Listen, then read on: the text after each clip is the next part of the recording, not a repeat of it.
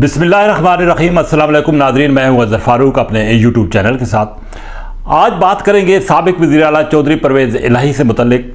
चौधरी परवेज़ इलाही गुज़िश्ता कई दिनों से ज़ेर हिरासत हैं। पहले तो उनका मुहासरा किया गया उनके घर का, और बाद में उनकी गिरफ़्तारी जो है वो अमल में लाई गई। क्या वजूहात हैं कि चौधरी परवेज़ इलाही के ख़िलाफ़ इस तरह के इक़दाम किए जा रहे हैं, उस पर बात की जाएगी। चौधरी परवेज़ इलाही पंजाब की सियासत का एक अहम महवर रहे हैं और माजी में हमेशा उन्होंने पंजाब की सियासत में अपना कलीदी किरदार अदा किया है। ना सिर्फ पंजाब की सियासत में बल्कि पंजाब की तरक्की में भी जब भी कोई नाम आएगा तो चौधरी परवेज़ इलाही का नाम ज़रूर लिया जाएगा। जब भी वो इक़्तिदार में आए, वज़ीर आला के तौर पर आए या असम्बली के अंदर आए, उन्होंने हमेशा ये कोशिश की कि अपने ना सिर्फ हल्के के अंदर बल्कि पूरे पंजाब के अंदर तरक्की की एक नई रवायत कायम की जाए और तरक्की की नई राहें जो हैं वो खोली जाएं। 2 मरतबा उनको पंजाब की वज़ारत आला का मनसब हासिल करने का मौका मिला और दोनों मरतबा उन्होंने रिकॉर्ड तरक्याती काम कराए। चाहे स्पीकर पंजाब असम्बली की पोजीशन हो, MP हो या MNA हो, उन्होंने अपने अपने हलकों में भी भरपूर किरदार अदा किया। 1122 उनका एक बहुत बड़ा क्रेडिट है जो पंजाब के अंदर भरपूर रिलीफ का किरदार अदा कर रही है, और ये वो महकमा है जिसमें अब तक हज़ारों अफराद मुलाजमत भी हासिल कर चुके हैं, और बिलखसूस किसी भी हादसे की सूरत में 1122 जो है वो फौरी तौर पर पहुंचती है और रिलीफ फराम करती है। ये एक बहुत बड़ा उनका किरदार है। इसके साथ साथ पंजाब भर के मुख्तलिफ अजला में जो तरक्की की मिसाल है वो चौधरी परवेज़ इलाही ने कायम की है। कहा जाता है कि वज़ीर आला पंजाब जो कि माजी के वज़ीर आला थे शहबाज शरीफ, जो कि इस वक्त वज़ीर आज़म हैं, वो भी डेवलपमेंट पर खसूसी तवज्जो देते थे, लेकिन चौधरी परवेज़ इलाही ने तरक्की की एक नई मिसाल, नई राहें जो हैं वो खोली। इसके बावजूद उनको इस वक्त जो है वो इंतकाम का निशाना बनाया जा रहा है। ये भी एक हकीकत है कि चौधरी परवेज़ इलाही और चौधरी ख़ानदान जो है वो पाकिस्तान की सियासत में एक अहम मरकज़ रहा है, और अब भी पाकिस्तान की सियासत में ये ख़ानदान भरपूर किरदार अदा कर रहा है। अगर डेवलपमेंट ना हो किसी सूबे में तो वो भी उस सियासी शख्सियत पर या उस ज़िम्मेदार पर हमेशा इल्ज़ाम रहा है कि वो कोई ऐसा काम नहीं करते, और अगर वो डेवलपमेंट करें तब भी उसको इस तरह के मसाइब का सामना करना पड़ता है।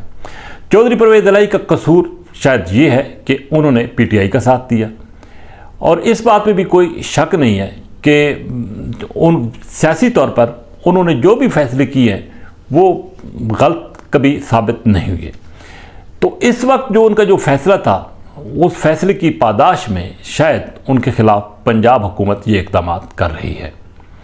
अब नाम क्या है जी, करप्शन का नाम दिया गया है कि मनसूबों में करप्शन हुई है, इस वजह से चौधरी परवेज़ इलाही को गिरफ़्तार किया गया है।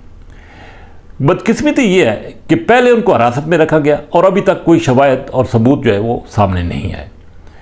वो एक अदालत से रिलीफ लेते हैं तो दूसरी मुकदमे में उनको गिरफ़्तार कर लिया जाता है, और ये सूरत हाल गुज़िश्ता कई दिनों से उनके साथ पेश आ रही है। 75 साल की उम्र है और इस उम्र में उनके ख़िलाफ़ इंतकामी कार्रवाइयाँ पंजाब हुकूमत की तरफ से जारी हैं।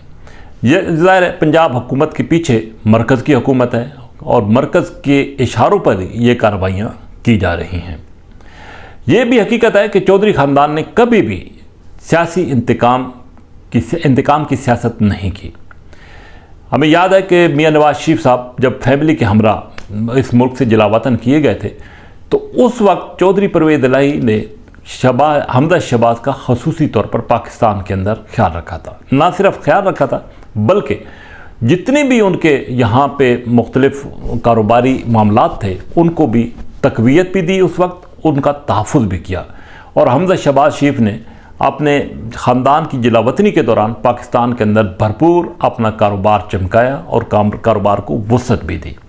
तो ये एक बहुत बड़ा क्रेडिट था जो कि उस वक्त चौधरी परवेज़ इलाही और चौधरी ख़ानदान ने उस वक्त के सदर परवेज़ मुशर्रफ के साथ भरपूर मुज़ाहमत करके हमजा शहबाज की कफ़ालत एक लिहाज से की थी, और इसका इकरार जो है वो ख़ुद ना सिर्फ हमजा शहबाज शरीफ बल्कि मुस्लिम लीग नवाज़ की क़यादत भी करती है। तो आजकल चौधरी परवेज़ इलाही के साथ इंतहाई नामसाइब जो है वो हालात उनका सामना है। उनको जेल के अंदर उनको रखा गया है, छोटा सा कमरा है, और बिलखसूस गर्मी के इन दिनों में बीमारी की हालत में वो शिकवा भी कर रहे हैं कि उनके साथ इंतहाई नारवा और बुरा सलूक किया जा रहा है। तो देखना ये है कि इस हवाले से एंटी करप्शन ने जो मुकदमा कायम किया है वो कोई ठोस शवायद भी पेश करती है या नहीं। लेकिन बग़ैर किसी शवायद के, और अभी तक मामलात जो हैं वो कोई इल्ज़ाम की हद तक ही है, इस इल्ज़ाम तराशी के दौरान ही उनको जो है वो इंतकाम का निशाना बज़ाहिर बनाया जा रहा है, और वो ख़ुद भी इस बात का इकरार कर रहे हैं कि इंतकामी कार्रवाई उनके ख़िलाफ़ हो रही है, जो कि पाकिस्तान की सियासत में कोई अच्छा और नेक शगुन नहीं है। आज की हुकूमत कल की अपोजिशन हो सकती है, और कल की अपोजिशन आज की हुकूमत मुस्तकबिल में हुकूमत भी हो सकती है। तो इस लिहाज से पाकिस्तान की सियासत के अंदर, जो कि ये कहा जा रहा था कि 90 की दहाई के बाद सियासत मुकम्मल तौर पर बदल चुकी है और मुख्तलिफ सियासी जमातों ने कुछ माजी से सबक हासिल कर लिया है ताकि सियासी महादाराई जो है वो ख़त्म हो सके। सिर्फ इस लिहाज से इंतकाम का निशाना बनाना कि चौधरी परवेज़ इलाही की सियासत जो है वो ख़त्म हो जाए, ये बज़ाहिर नामुमकिन सा नज़र आता है, क्योंकि इस ख़ानदान की पूरे पंजाब के अंदर वसी रिश्तेदारियाँ हैं, तल्लक है, और वज़ादारी की जो सियासत है वो इस ख़ानदान से पीछे बहुत बस है।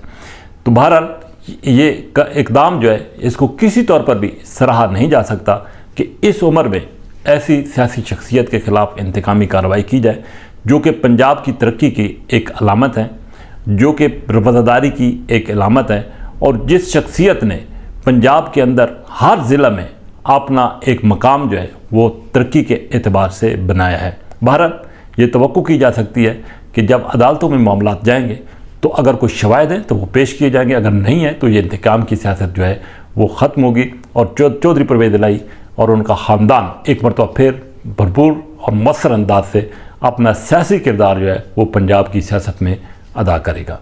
इसी के साथ इजाज़त, अल्लाह हाफ़िज़।